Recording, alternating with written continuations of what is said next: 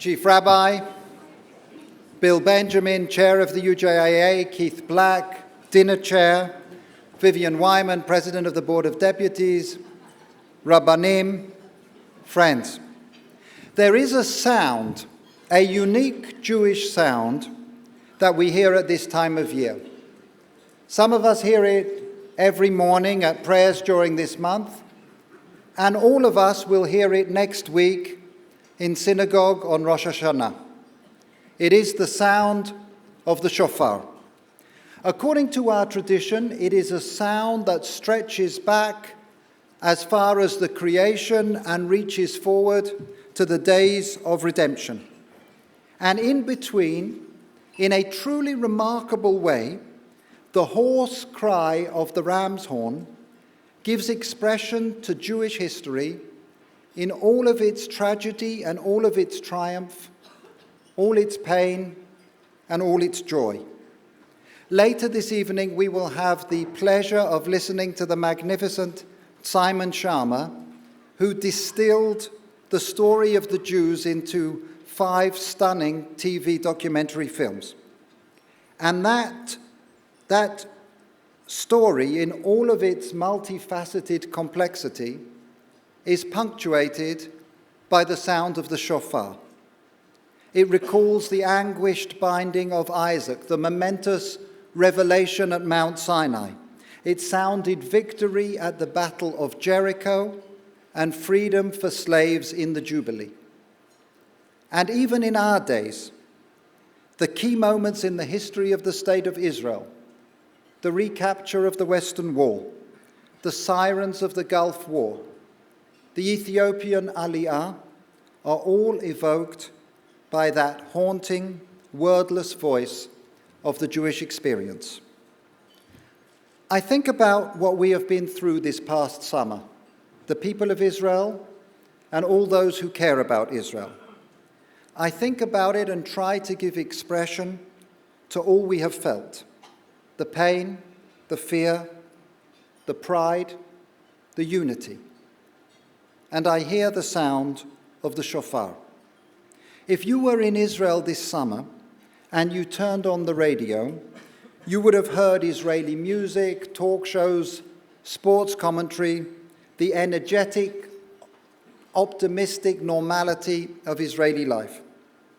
But over these broadcasts, you would also have heard announcements.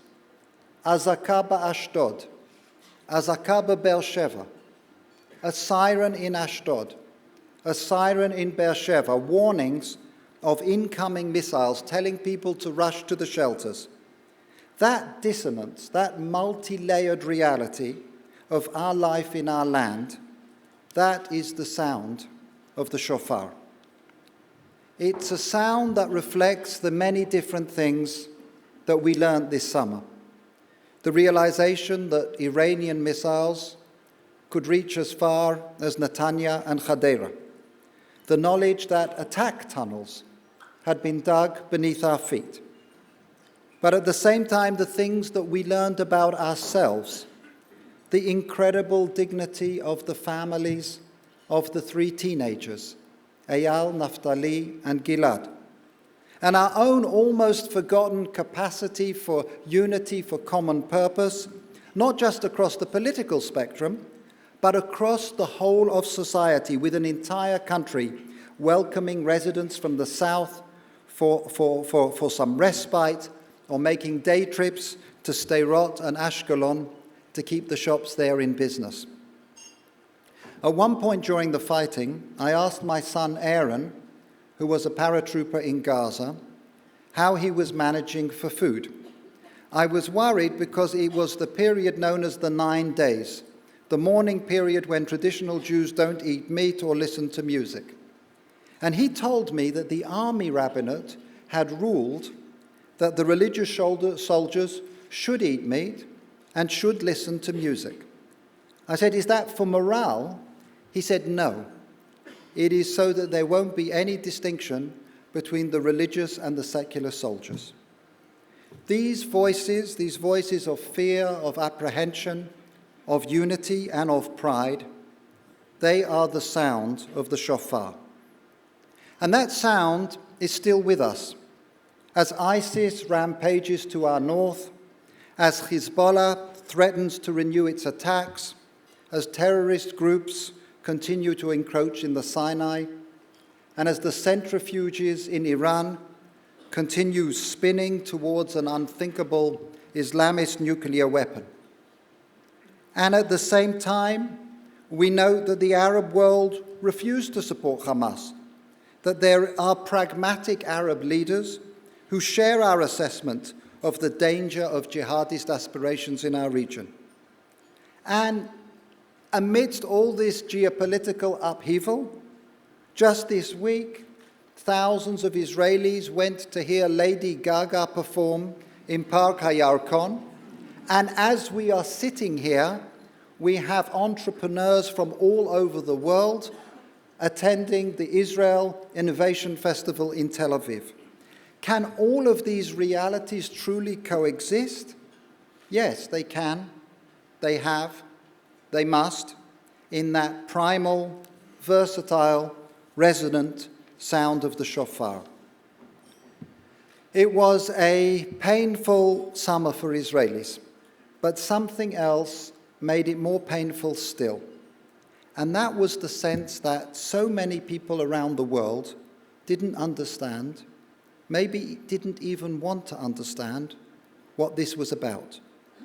Can people forget so quickly, Israelis ask themselves, that just a few years ago we pulled out of Gaza every inch, that there was no blockade, no restrictions, until Hamas took over, trashed the greenhouses we left behind, and started firing missiles on Israel?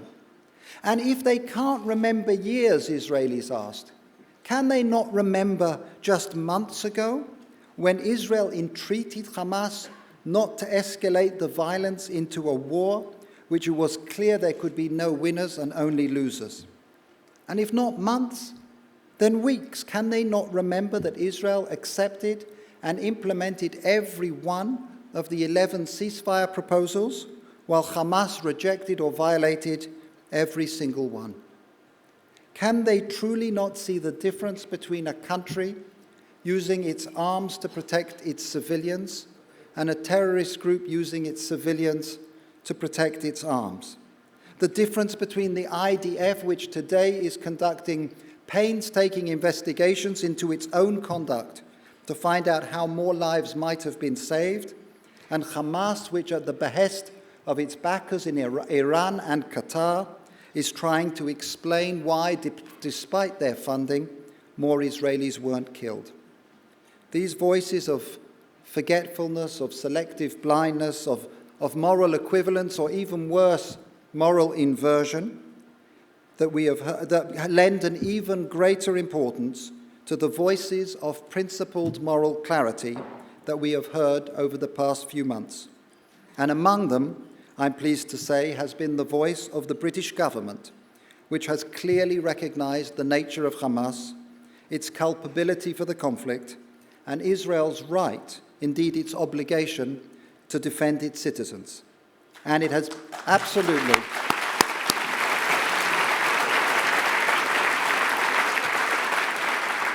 And it has been equally resolute in standing firm against the resurgence of incidents of anti-Semitism and the campaign of boycotts and discrimination.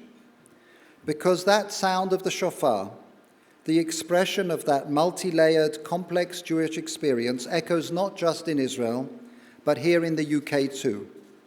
When trade unions resolve to boycott the only country in the Middle East that has a free trade union, when the media chooses to exact a price from the only country in the region that permits journalists to travel freely and to report without intimidation, when at the Edinburgh Festival violent rioters prevent Israeli productions from performing for the first time, when supermarkets cave in to hooliganism by taking Israeli and even non-Israeli kosher products off the shelves.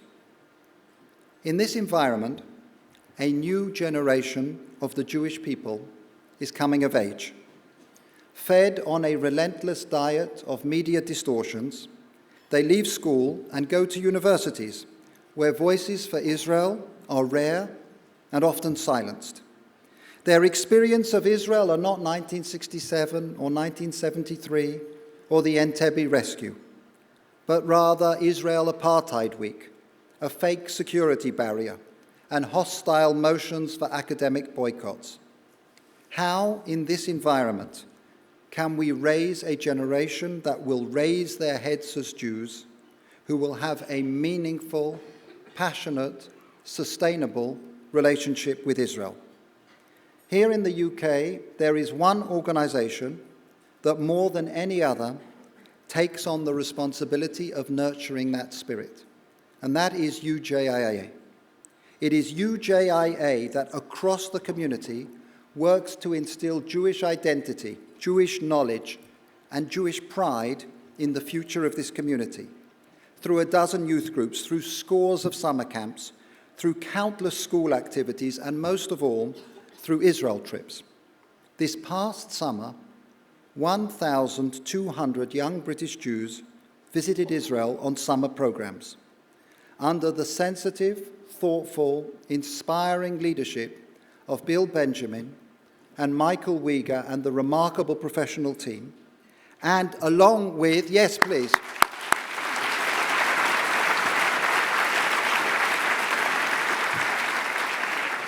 along with the astonishing, dedicated group of young madrichim that Zahava and I were so pleased to host in our home yesterday, and they too deserve a round of applause.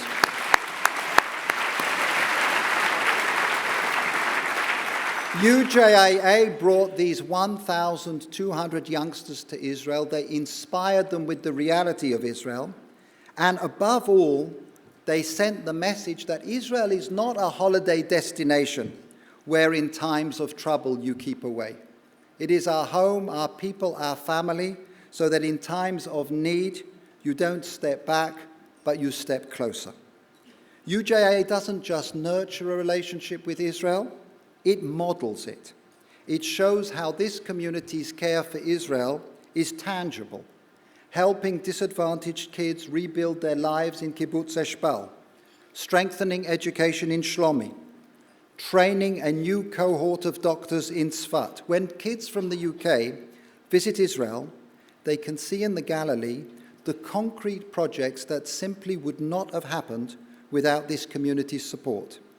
They know that in the incredible story of the Jewish people, these are the pages that their parents have written, and they know that soon it will be time for them to write their own. The shofar is a voice which encapsulates the tensions, the highs and lows of Jewish experience. But if it were only that, if it were only an echo of Jewish history, that sound would have died out a long time ago. But it is also a call to action. As one rabbi wrote, the shofar on Rosh Hashanah is like a fire alarm. It is important to hear it, but if you only hear it, that's not enough. You have to hear it and act. UJIA takes the voice of Jewish experience and turns it into a call for action. And I think the shofar is one more thing. It is a promise. It's a promise that if we heed that call for action, if we take that step, we will see truly remarkable results. Some 30 years ago, I visited refuseniks, Jews who were being persecuted in the former Soviet Union. And before I went, I was given all sorts of Jewish items to give to them. Prayer books, Bibles, prayer shawls, tefillin. At the airport, I was stopped by the KGB and taken to a small room for interrogation. And they went through my case and confiscated all the Jewish items, except for one, except for a shofar. Perhaps they had no idea what it was. But the only thing that I was able to give the refuseniks in Moscow, those refuseniks who are living today in Jerusalem, was that shofar, that voice of the Jewish experience, that call to action, and that promise that we too can rise and together write the next page of Jewish history. Thank you.